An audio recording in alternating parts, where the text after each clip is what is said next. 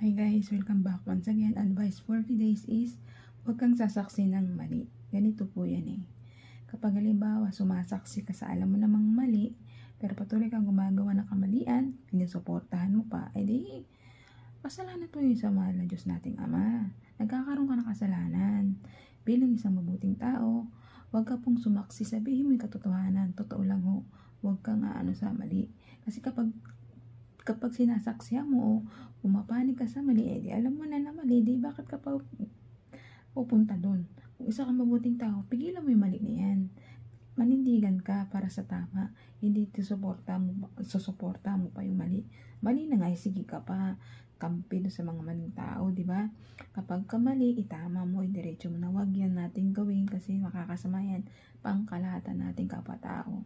Tulad na lang po dito sa ating gobyernong Pilipinas. Di ba po ba? Alam mo nang mali, huwag sana magalit kung sino man nakaupo sa nunungkulan sa ating pamahalaan. Alam niya nang mali, sinusuportahan niya pa, alam niya na maraming makasasaktan na tao o magagalit, sige pa suporta. Hindi na lang siya magsabi na itigil natin to, hindi to maganda. Kung meron man tayong napadala sa ibang bansa na ating kapatao, ibalik natin para maging mapayapa yung bansa nating Pilipinas. Yun naman hiling ng tao eh. Huwag tayo magbigay ng kapapinang natin sa ibang dayuhan kasi may sovereignty niya tayo. Kapag may sovereignty niya tayo, malaya tayo na huwag natin ibigay ang ating kapatao sa dayuhan.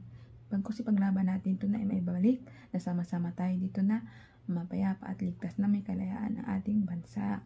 Hindi yung mapalig ka sa alam mo ng mali. Sige ka pa, kinig sa mga mali.